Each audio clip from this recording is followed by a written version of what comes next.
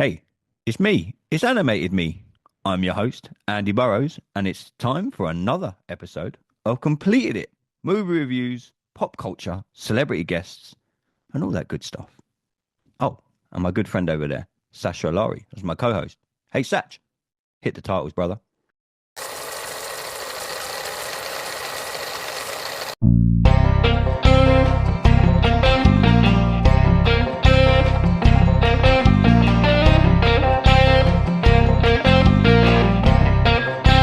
Hey everybody, welcome back to Completed It. It's that time of the week already. Doom and Gloom Monday's not a thing here. It's Marvel-less Monday. Sash, that might be my next tattoo. Marvel-less Monday. No, I did go and get one. I did get the Tottenham badge. Mhm. Sorry, boys. Boys, great to be back on the channel again, talking some Marvel. Like I said, everyone that's new to the channel, welcome. We do this every single Monday, pretty much. We're going through pretty much the whole of the MCU movies. We started way back, probably a month and a half ago now, and we have made it all the way up to Thor: Dark New World, November the 8th, 2013. Like I say, this is Marvelous Monday. I'm your host, Andy Burrows, and as you can see down the bottom there, with his shiny bald head on this bright, we'll say Sunday, we're recording this on a Sunday, Mr. Sacha Olari. Sash, how are you, bro? Not bad, not bad. All good. You How's are everyone? you are awake, mate. So that's always a bonus when we do these early recordings. We do worry about him getting out of bed. It's usually just me and Neil sitting here for 20 minutes chatting away while we wait for him. In my top left, as you can see, Neil, how are you, sir? I'm doing good, sir. And you? I'm okay, bro, but I had to rewatch Thor: Dark New World recently, which we are about to chat about. November, like I say, November the 8th, 2013. I think this is the eighth film in the run of the MCU, directed by Alan Taylor. A budget of like $170 million this had. This movie grossed $644.8 million worldwide. Mhm. And again, we sat down over the past few weeks and we've talked about Superman and that split opinion. I don't think everyone I've spoke to are like, oh, we're doing Thor: Dark New World. I know Jonathan Noakes, who's usually with us, he's away with his girlfriend this weekend in Yarmouth. Hope he's having a good time. He wasn't keen to do this one. He's like, oh, Andy, Thor: Dark New World. Obviously, some issues with at the start of the movie. Kenneth Branagh not directing this. We were talking just before we come hit record. Um, he'd said it was all done and not kind of done and dusted. He was going to do this movie and then for whatever reason didn't do this movie. Boys, do you think that played a part in this not being the Marvel's finest movie, shall we say? Because this movie's probably got more flaws. I mean, I know Neil, you picked a few things in Superman last week. Mhm. I was watching this thinking I can pick that, I can pick that. I know someone put in our group chat, there's no way you're getting on the London Underground and going that fast. From like that's not happening. Neil, what was the main takeaway for you when rewatching this movie? I know you've recently rewatched it as well. Did you notice a change in director? Did you notice that maybe Marvel are trying something a little bit different? And we're going to get this to a lot when we get to these Thor movies Mhm. because I think the Thor franchise himself Yeah. started to go downhill here. I know we've all split opinion about Ragnarok. There's not many split opinion about Love and Thunder. That was just love and bullshit. What do you think of this Thor: Dark New World, Neil? When you started to rewatch it? Um, I think that this was the most significant, and I think you'll get it because of you read that MCU book. Hmm. This was the moment where we finally had too many hands involved, Yes. too many chefs in the Hmm. kitchen because this was the first time where it was like, okay, not to say Marvel didn't get their first director, but this is the first time that Marvel were like, Someone said no. okay, somebody is actively who's already part of you has said no and be like, yeah, I'm out. Because it was all set up for him to do it. Kenneth Branagh was set up to do this movie. I was like, so I was reading. I think where are we? I've got the everyone that hasn't read this book, go and Hmm. get this book. Neil recommended it to me. It is amazing, by the way. If you just want to know the history of everything to do with Marvel, go and get that book. Yeah. But yeah, it was pretty much done that he was going to do it, and then he didn't do it. And Alan Taylor ended up directing Thor: Dark Yeah. World. I mean, could I you want to inter tell? because I want to interject as well. Also, it was, I think, before Alan Taylor stepped in, they wanted Patty Jenkins to do it. Yeah, Alan Yeah, Taylor they was like did. third Yeah. choice. Yeah. And I think there was I'm not gonna say miscommunication. There was a lot of like, what It do they was call very it? Creative differences. There It was was very creative difference. her version of the script was very Jane focused as well. Yeah. Patty Jenkins is good friends with Natalie Portman. Hmm. It's also kind of why Natalie Portman was a bit pissed with Marvel because Hmm. you know, um, Patty Jenkins left Thor: The Dark World, and Hmm. she felt they screwed over her BFF because obviously, if you're going to work with Marvel, you got to work within the whole of the MCU. You got to understand you are subservient of Marvel. It's not your movie. It has to be collaborative. Whereas Patty Jenkins is more or less like, a filmmaker where it's like her movie kind of thing. Yeah. Says a lot about Wonder Woman 84, eh? But Oh, Jesus, Well, that's mate. the thing is, I yeah, think yeah, yeah. it's the Can't wait So till problem we when you have start an doing them. auteur. so It's the yeah, problem with an auteur is, but because when you think about it, like, we all in group chats and that we always have these discussions, oh, who should direct this film, who should direct that film, who'd be here, who'd be there. And I think the problem comes is if you hire an auteur to do a franchise, that franchise automatically drives in the direction of that auteur. And it's when you do that, it's either going to go really good or it's going to go really bad. And I Hmm. think more often than not, with big franchises, your MCUs, your DCUs, even things like your Star Trek or Star Wars, I was like, as horrible as it sounds, don't hire an auteur. It's my personal opinion. Don't hire an auteur Yeah. because you're going to get a fantastic movie, or you're probably going to get a fantastic movie. But then if that author leaves, or if you hire someone else to do something else, things are going to start going downhill very quickly because it's like, you know, they're not going to be, they're not going to want to fit inside your sandbox and play with just the toys that you leave them. They're going to want to, oh, well, you know what? I'm going to make my own toy. I'm going to bring in my own toy from outside the sandbox. yeah. And then, Which kind of explains Taika Waititi because yeah. you got to understand with Thor Ragnarok, Mhm. they already wrote the story. Yeah, I mean, the Yeah. story was already written. You had like several other writers on there. So Mhm. what Taika Waititi needed to do was just sprinkle his dust of humor on there Mhm. in scenes with the actors. And then, I know it didn't work for you, Andy, but for me, it did work. But Mhm. then when you give someone like Taika Waititi the keys to the castle and they say, the last one went really well. You've got this. You can write, direct, whatever. He put way too much of himself Himself. into that movie. Hmm. That movie was a fucking mess, Love and Thunder. So, you know what I mean? It was like, how can you have a god butcher that doesn't butcher that many gods? You know what I mean? It's like, come on, man. You got Yeah. one of the greatest actors ever in Christian Bale, and he's like a fart in the wind in that fucking movie. But anyway, Yeah. I We're digress. Oh no, we're going to get to that Yeah, in a good I few weeks. digress. The, Um, Yeah. the story essence of this, it was Odin's father waged a war against a dark elf, Hmm. Malekith, who wanted to unleash a weapon of the ether of the Yes. nine realms. This movie really did take some fucking following at the start. If you were just like, oh, let's watch a new Thor movie, you properly had to concentrate because they mentioned opening the nine realms and all the realms aligning, and then the ether bury the ether. Probably the worst burial spot in ever. I know where we're buried. We're right where we're probably going to fucking be able to find it. Odin's father sent the ether into the hidden world, which no one could reach, Mm. apparently. Malekith escaped before going into suspended animation. This you really had to focus trying to watch this clusterfuck of Mhm. a movie. We end up the nine realms end up aligning, Mhm. and then Jane miraculously goes into the middle of a fucking warehouse in London, Mm. and all the nine realms are aligned, and she ends up going to find where the fucking ether is, and it embodies her.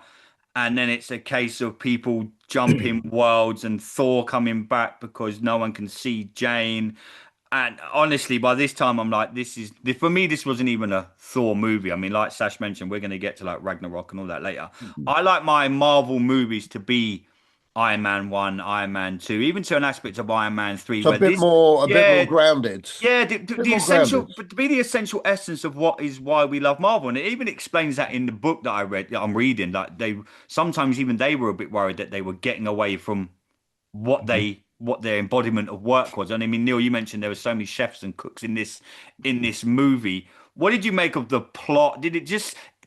It seemed to me that they just wanted a quick way to get Thor and Jane back together. Boom, done. Um, And then fucking don't get me started on the London Underground scene. I've been on the London Underground many times in my life. That's probably the worst scene in the movie for me do you know because what? I'm like, there's no way you can London get Bridge to Greenwich. No, do you know Come what? on now. I will give, in all honesty, I will give the London Underground bit a I pass. never I'll thought give we'd it a get free. no. London Underground on I'll this tell fucking you why. podcast. I'm gonna tell you why I give it a free pass. These movies are made for a worldwide audience. Oh, yeah, they just want to have the focal points of And like the it's like visually. most people, if you don't live in London, you're not gonna understand the the the Yeah. London Underground and how close so far it is to get from here to there, right? But that's the same thing as when we're watching films that are set in America, set in like Los Angeles, and it's oh, go from here to there. And I'm Well, in like, the LA I live traffic, there. you ain't. So we're yeah, in LA, we know like if you're certain people you know about LA traffic, and they're like, oh, Hmm. you drove from here to there in like 20 minutes. And I'm like, I've been to LA many a times, and I was like, you're not making that in 20 minutes. You're not making that in 20 minutes at 2 a.m., let alone 2 in the afternoon, right? I know, right? But explain this. What did you boys make of the plot and where they went with this movie? Because I just generally thought it, it was a quick way to get Thor and Jane back, and obviously they had Mhm. the whole thing with Thor's mother, Yeah, killing Freya. her off. Yeah, killing her off in the series of movies. I thought that was done quite well, and it shows Mhm. another aspect of Thor. That's where Thor. I thought Thor was just going to turn into an absolute wrecking machine. Ends up with Thor coming to London and jumping through worlds, Yeah, unleashing the ether, four battles in multiple. It's just kind of like a first look at like a not like a multiverse, but he was jumping around different different worlds, realms. and I was just like, "Fuck this, man! This isn't a Thor movie that I want to see." And this is my issue with Thor movies. They don't Mhm. know whether they want him to be Avengers Thor, the god of fucking thunder, badass motherfucker, or Mhm. have this overweight guy in Thor Ragnarok and Thor Love and Thunder and this soppy guy that looks like he's going to go to Nando's for a nice, quiet, romantic meal. I don't, still to this day, I don't think Marvel know what the fuck to do with Thor, in my opinion, because Well, I think Thor's he's the ultimate difficulty because if you look at like say something like Guardians of the Galaxy, which we'll obviously get to in a Mhm. couple of weeks, Not long, yeah. it's set in space. It's about people in space. So nothing becomes too out there. Nothing's too out of the realm of possibility because you spend all your time in space. Captain America, you spend all your time on Earth. Iron Man, you spend all your time on Earth. Most of these characters, you either spend all your time on Earth or you spend all your time in one other place. Thor is the first time where it's like we're gonna hop between the realms and the outer space stuff and the grounded on Earth stuff. I think the because where you say you feel like And it's also a the movie with a fantasy plot, stuff. yeah, and that's Because because that's the whole it's point of realms. I mean, if you go grab a Thor comic book, Mhm. this is very much a Thor comic book in a way that the new Superman movie is a Might have seen that Superman 8 times movie. already now. I would say that this is very much that. If I Yeah, was to rebuttal that. The difference is that I guess with Thor, a lot of people see Thor and they Mhm. think maybe more of the medieval kind of, Yeah, Norse god approach, Hmm. but this is a comic book interpretation. It's not the Norse god approach. There are elements of that in the Thor mythos of the character here because it's the Thor Lord of Thunder. But yeah, again, this is a Marvel comic interpretations, which means when they take the realms, they mean it literally, and they do some weird stuff in the comics, man. yeah. And this, I would say, is one of the one of the weird ones. I do agree with you with Kenneth Branagh. I just looked it up now. He spent 5 years. building that world for that first Thor film, right? So it took a lot out of him, and he needed something to recharge in a different project. That's all it was. Mm. And he was signed to Jack Ryan already, so ultimately he left for Jack Ryan and Cinderella. And if you look at the stuff that he's done since, it's Hmm. always been different stuff. And then he found a franchise with the Poirot series, Yeah. you know. He has said that he would like to return to Thor at some point, if the door's open to him, but that's entirely up to Marvel. Maybe now's a good time to return because I Mm. don't think Do you they've think got a it director benefits attached. franchises to do what now DC are doing, say for argument's sake, with James Gunn, and have continuity with the same director doing? So we now know Gunn's obviously done Superman, that's done, it's out. Yeah, Peacemaker season 2 is on its way in it 2 weeks. He's going depends. to do It the new Superman depends. movie. He's probably going to is that maybe what Marvel should do, should have done? Is it something that makes sense for Maybe. continuity with movies, or is it? It is So good to see Not different directors. necessarily. I don't think necessarily because yeah, I was you going look to at the get MCU. to Oh, yeah, please, Sash, go on. yeah, Go I on. was going to get to why they picked the director they did because obviously they went with Patty Jenkins after him, and she's an auteur director. You know what I mean? Meaning like she sees herself as like a Tarantino, as Tim Burton, where it's like someone that has their own stamp on her projects, kind of thing. So that was never going to work out, as Neil mentioned earlier. So they went with Alan Johnson. Now, Alan Johnson is a hired hand director. He's most notably known for TV series, mainly Game of Thrones. This guy directed some of the greatest episodes I of Game gave of up on that Thrones. after season 1.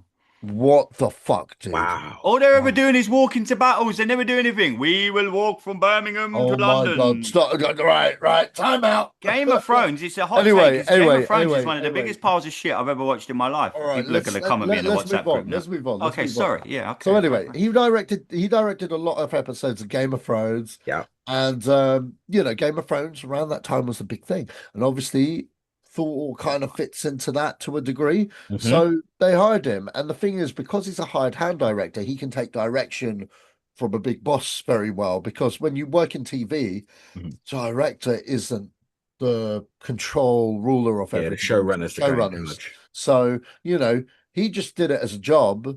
And I'll say this, because you got Alan Taylor, if you look at the tone of Thor, The Dark World, it's still a similar tone to um, the previous Kenneth Branagh film, the original film, Hmm. because it's, the way it's shot and everything, because he's keeping the consistency, Yeah. which kind of goes with what I guess what you're trying to say in terms of, do you want the film to have a certain look about it? Hmm. So you go, this is a Thor film.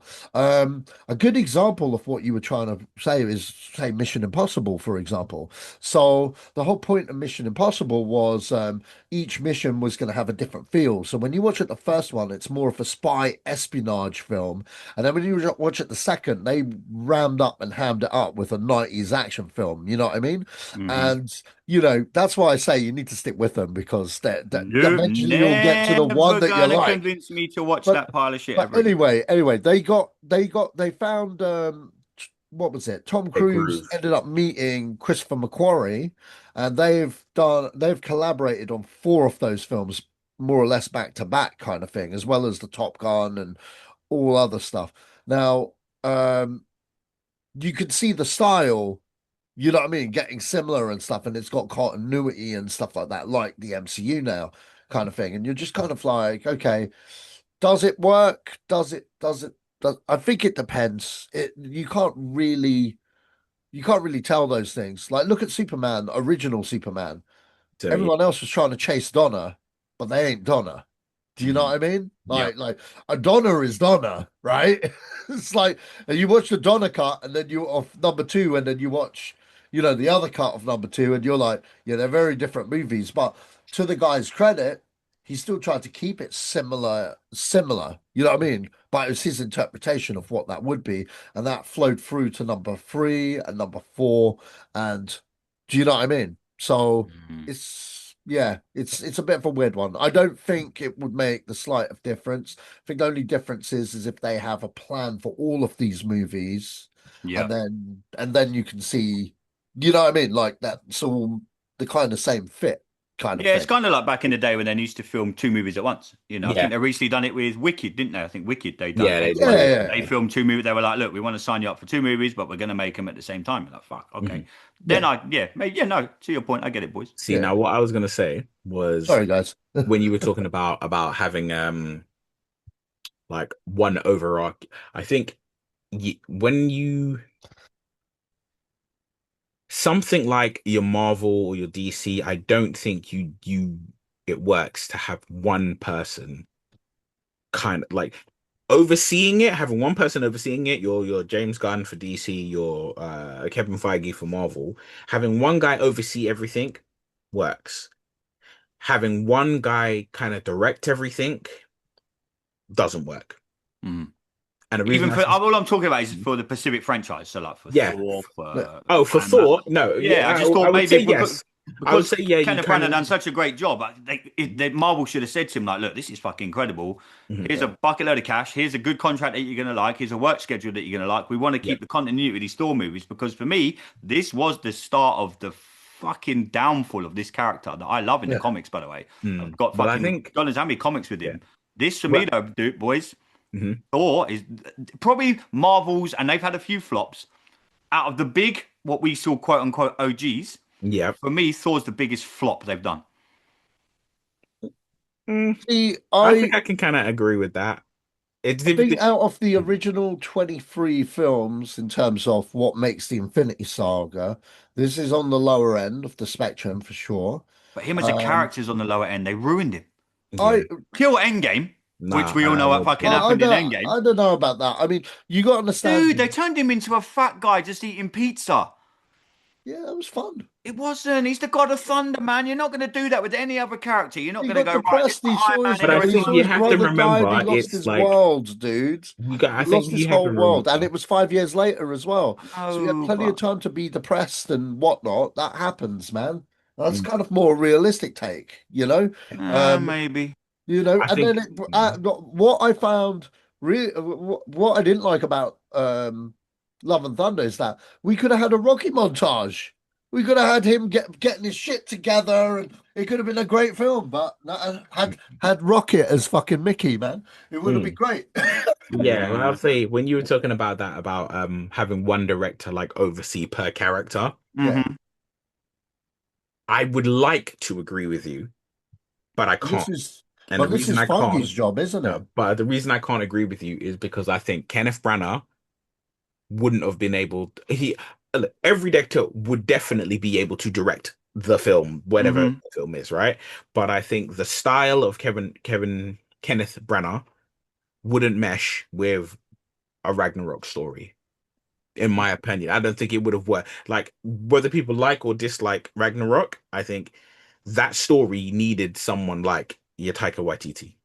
I think likewise with Captain America, I don't think Joe Johnson would have been the best person to do The Winter Winter Soldier. Soldier, which is Yeah. which is our next film, right? I don't I think he would have been, cannot wait for that one, yeah, by the he way. wouldn't Probably be the one of the best person to greatest do Marvel movies ever made. Winter Soldier. I think that it's you look at things and it's like, hmm, would this guy be able to pull off that film in that way? Mm. Yeah, no, And you're right. You're right. that's why I'm like, With as the nice as it would be, it's difficult. Yeah. with Dark Dark World World. as well, we saw Loki die for the first time in many movies. What do we make of the again? This was probably the only thing I really liked about this movie was the fact that they developed the Loki character a little bit more. We all thought he was going to help his brother. We all know the big switcheroo at the end, etc., etc. Mhm. For me, probably the only decent bit of this movie was Loki. What did you boys reckon? I think that's Uh, probably it's definitely top three. Because Uh, they turned Eric into a fucking nutter. He was running around Stonehenge butt naked. yeah, but I think it's top three Why? endings of MCU. That's he's definitely top Swedish. three He's ending. Swedish. Yeah, Just get naked at Stonehenge. I think that the Loki reveal, top three ending Yeah, Yeah. of yeah, MCU yeah. films. And again, they tried to obviously the end of the ether Mhm. um, is going to get stored. Obviously, they had one of the stones already on Asgard, Yeah, and now they're going to go and store. Was this the first moments where you're like, oh, I see maybe what they're putting together here because we'd already Yeah. seen an end credit Yeah. scene with Thanos in the previous movie, and then obviously we're going to Captain America next week, which again we Hmm. won't go into it now, but the end credit scene of that one, you're like, fuck yeah, this. So there was sprint for me. This is maybe not more of a setup movie, but the end credit scene was probably worth it just alone to see that, to see what was going on with the Stones and the development of Loki. Apart from that, Thor himself, not really. They just wanted to get him back together with Jane. Loki was really really good, but you know they they put realms in here that I just didn't really care about. I didn't really care about this story. For me, this is all about the end credit scene, which I thought was really good, and Loki. That was it. That was what I took from this movie. Hmm. So I don't know, were we at a point where Marvel were like, we need to tell a story within a story, so this is how we're going to get to it, but we're going to give you Thor Dark World. I would like to think that it was like everything was meticulously planned, but I do also think it was a thing of they had they knew they were going to do a Thor 2. They Hmm. had an original plan. They knew basically what were like, okay, here are the key points of that plan. And then when you went from Kenneth Branagh to Patty Jenkins, and then you went from Patty Jenkins To Alan Taylor. to Aaron Taylor, it was things got lost in the shuffle, and there were other people who got involved and were like, no, you need to do this, you need to push this, you need this needs to be there. Were you surprised Fargy never went, hang on a minute, whoa, whoa, whoa, this has got us, we're the eighth movie now, we're established, we know what we're doing, let's not have too many fucking cooks in the kitchen. Not surprised at all No. because Mm. because Yeah. remember, and you're reading the book now, so you're I not. am reading it, I'm enjoying it. Feige was not in charge the way he Mm. is in charge now No, at Yeah. Thor: The Dark World. He still had to answer to many a a lot of people, people. people like Yeah. Ike Perlmutter and other people who were like, even people like Avi Arad and that, who Hmm. still had a say in the way the MCU was taking shape. And those individuals who had their own agendas, they were the ones who like kind of, Marvel was the train was going down a particular track, and they were the ones who were like messing with the handle to change the track and change the trajectory. And I think Feige is arguably one of the greatest producers in film history That's, because of the simple fact that he was able to navigate those waters and still get Make gold. get his film and still manage to complete his vision. mm. So Do we as yeah, fans sometimes, do you reckon, because we were sport, look, we do this every Monday, we've been so mhm. sport with the movie, do we sometimes as fans have to accept that there is going to be the odd blip, shall we say, in the Marvel ocean? There is going to be a Thor Dark World, there is going to be a Love and Thunder, there is going to be a Yeah. Ant-Man and Yeah. Wasp, Yeah. and, Listen, and right? maybe when you look, mate, we're trying to Hmm. play devil's advocate to myself here, Yep. maybe they're just not bad movies, but we were given, like you always say, Neil, we were given Man United of the 90s. Yeah. We were given Liverpool of the 80s. Yeah. We We were were given given the such. WWE, we were given the Attitude Era, and Yeah. then we went into another. And you're like, as fans, you're like, I love this, I love this, I love this. And now, and again, this is probably why people nowadays, I know we're not going to go into it, but that's why people nowadays are we talked about the Superman movie. They're like, I had Christopher Reeve, I had this. And then when they see what James Gunn's done, they're like, oh, hang on a minute. I don't know if I like that. And that's maybe where Marvel, we had Iron Man, we had Iron Man 2, we had Avengers Assemble. We had all these great things. Hmm. And then all of a sudden you sit here and you go, this is when, and again, this is me just being in my own head going, it's good, but it ain't Marvel good, if that makes sense. Well, I mean, when this go movie came out, I never thought it was a bad movie. I've always liked this movie. Yeah, I mean, The I'm the thing, same. When I watched it originally, I was yeah, like, it's okay. but the thing is, though, I'm at this conjuncture. hmm The MCU was still an infant. Yeah, we're about 5, 6 movies in. we're So getting I'm into toddler comparing it stages. to the Yeah, I think this has worst got of the eighth comic book movie. movies. Yeah. I'm comparing it to the worst of the genre, the worst of actual comic book Yeah. movies. And when you're looking at like the worst of the genre, I'm thinking X-Men Origins Wolverine. Oh, I'm thinking Ghost Rider. I'm no. thinking um what else is there? But for me personally, I'm not a fan of Andrew Garfield Spider-Man movies. Both of them. I hate them. I like Andrew Garfield. I hate those movies. Hate them with a passion. I I can't wait. cannot explain how much I I don't want to like do a that thing first called, while movie. we're on the podcast, this Yeah, is like kind of breaking news. I want to do a thing called like Hot Take Friday, where we just come in and give our hot yeah, takes. yeah. That's Because I if tweeted one that's out this There's morning. gonna be some. There's gonna be yeah, Yeah, some yeah. hot ones, I boy. tweeted mine. If you go on Is the completed it Twitter this morning, is I tweeted Thor mine out, and oh, is Thor the Dark World Catwoman? Halle Berry's Catwoman. You know what I mean? the Is second it I Wonder, think the yeah. second When Wonder Woman. is it Green yeah, Lantern? Is it well, that wasn't out yet. So but yeah. yeah, But Oh that's yeah, the thing true. is when you Yeah, look at it, Sash is making a very very valid point. yeah, Is because I always think some movies aren't bad. Most yeah, most movies are not bad. They're bad in relation to whatever I don't know, Mickey like directly 17. comes yeah, before them. So if for instance, right, I think the Dark Knight trilogy is a great film trilogy. I yeah. think it's a terrible Batman trilogy. Yeah, yeah. I think Right? that's a general consensus with Yeah, a that's lot of general comic book consensus. But fans. here's the thing, and when people are Yeah, like, "Oh no, it's not. It's it's amazing. It's this and yeah. that," and I say, "Okay, would you think the Dark Knight is as good as you think it is if it came out after Batman Returns?" If you never had Mm. Batman Forever, which isn't a bad film, but if you never had Batman Forever and you never had Batman and Robin, would it suddenly be as good as it is, or would it now be like, it's good, I enjoyed it, but it's all right. Are we talking The Dark Knight? The Dark Knight, Christian Bale, Heath I Ledger, The think Dark Knight. I I said when think you The look at a Dark lot of Knight. films, I there's a don't. lot of films that hold on, there's a I lot of films that are they're yeah. bad in relation to what's come before them, or they're bad in relation to I their not even personally their think. genre, but their specific Yeah, with take, that, I right? personally think it would be great. No, I never said it would However, be gay. Would it be as would be there's a loved? caveat there. There's a caveat there. Hmm? However, that's my personal opinion. Mhm. Yet I would never know that because it never Because happened. because Because that's the thing, it's hindsight, it's we don't know reality. the What happened? landscape. We don't know the landscape of people and comic book movies Mhm. back then, in opposed to right now. You know, Yeah. right then, Mm. the time it happened. If Mhm. that makes any kind of sense. No, it does. When I the understand what you're saying. when the Dark Knight came out, there were more comic book movies, more accessible. Whereas when Batman Returns came out, There was nothing. it was the landscape was Batman is your comic book movie, and that's it. And yeah, there were others, but no one gave a shit about those Yeah. because they didn't come in the cinema. You know what I mean? So, You wait so till we do get to hot takes and I start talking about Batman because he Yeah. is the most overrated superhero of all time.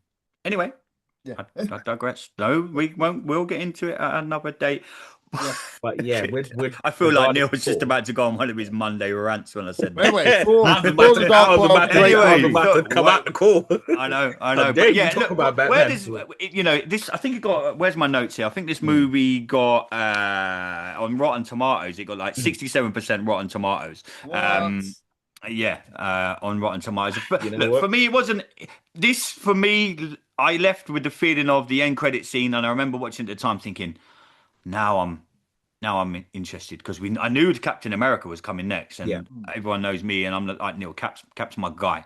Hmm. Absolutely love Captain America. So for me, look, this was a movie that it is what it is. Like Sash said, when he saw it, thought it was an okay movie. I thought it was an okay, but rewatching it now, rewatched it twice just because I'm a bit of a geek like that, and I rewatched it for this, and I was like, nah.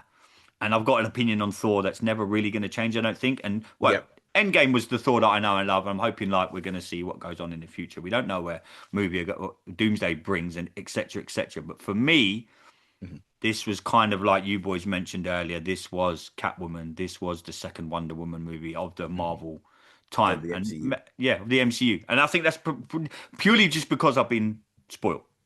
Mhm. That's what it is. But the funny thing is, you think of what was the last film before The Dark World, and what was the next film after The Dark World. Yeah, this was kind of slipped in. It was kind of a filler.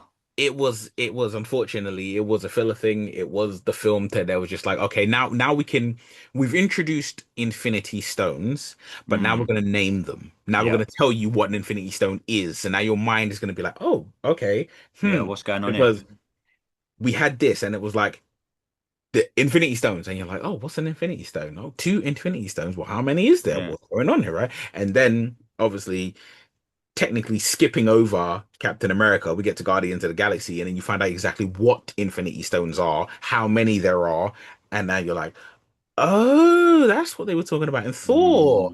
Okay, Yeah. now I'm with you. Yeah, I think that's kind of where Marvel went with a lot of the movies. Is we're getting quite deep into it now, and I think as you get to like Ant-Man and things like that, Yep. again, end credit scenes there, you're like, oh, okay, I can't. Again, for me, we're going to get to it, but that was an all right movie. But I think it was just a case of introducing more characters. Let's Yeah. let's let's do it. They've done that with Ant-Man and then Ant-Man versus Wasp, etc., etc. And I get why they've done it. And then obviously Spider-Man comes into the Avenger. Mhm. Yeah, but overriding thoughts on this, Sash, as we wrap up for the movie. Great movie. I love it. 8 out of 10. Thor. Yeah, that's This right. movie, you You give it heard eight me. out of 10. You heard me. Oh, 8. eight. Okay. Better Neil. than Superman. There we go. Fuck off. You're an absolute get the fuck out of here now. I can hope that YouTube don't kick this video off now because I've sworn quite a lot of this. But yeah, fucking better than Superman. I Fucking will hell. not Nintendo's disagree better than with that. Sega. It is. Is it? You can't come on, man. Look, I Come knew this on, would get him man. going. Anyway, Come Neil, on, this man. Thor movie, bro. I'm gonna give it a 7 out of 10.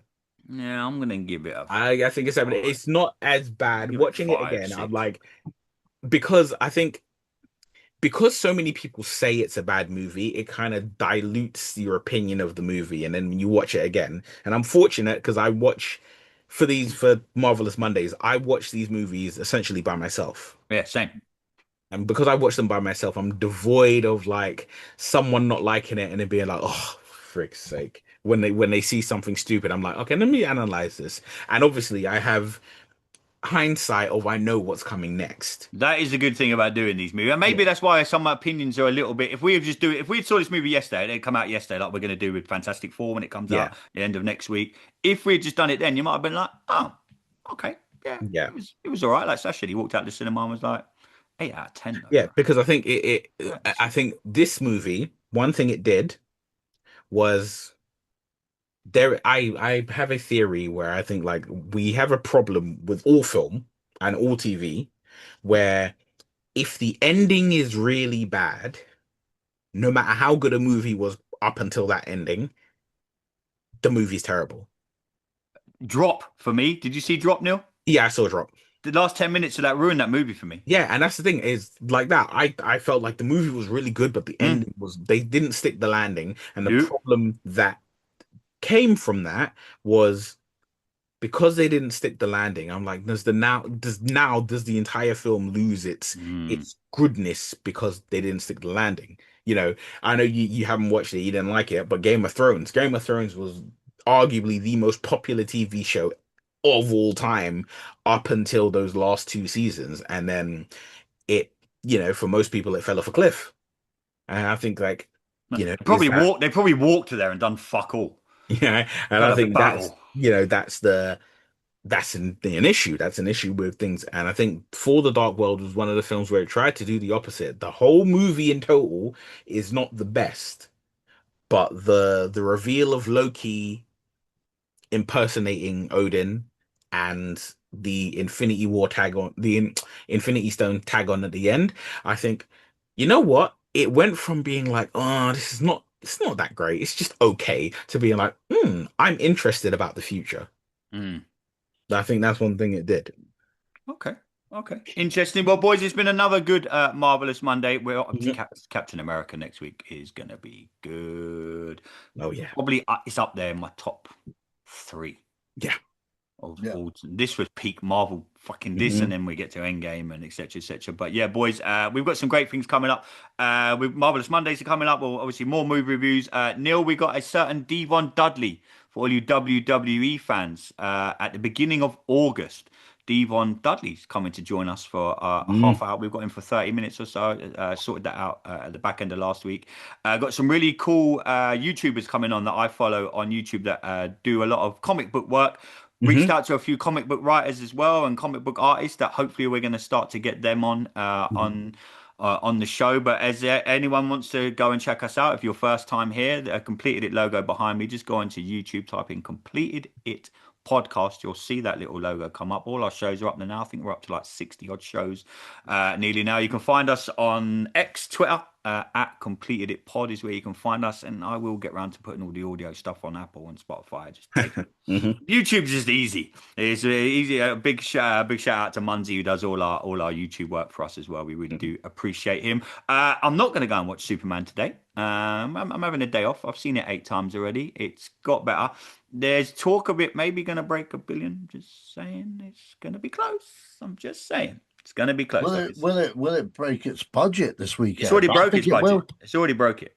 Has it? Has it made 400 million? Yep, it's already broke. It was, I don't think it has. It has. The stats I saw last night. It's gone beyond 400. Yeah, it's gone. 337. Yeah, but you're looking on Sasha.com. Don't look I'm looking at Box Office Mojo right now. It'll update tonight. Yeah, it's made it. I saw something last night that said it's made it. I think it might do it, or I think it might come close. I'm thinking it'll come close. We were talking about last week on the review show. James, we were talking about, is the message from his parents real or not? And did you guys see the James Gunn interview this week? He's like, yeah, 100% real.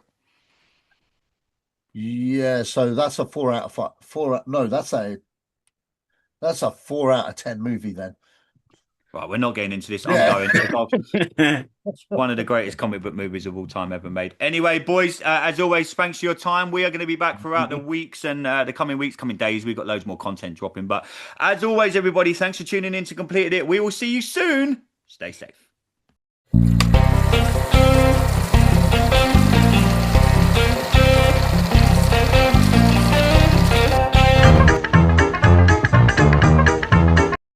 Feeling overwhelmed by the challenges of daily life? Struggling with anxiety, stress, depression, phobias, fears, or just trying to get yourself back again? Discover the transformative power of focused solution hypnotherapy and counseling.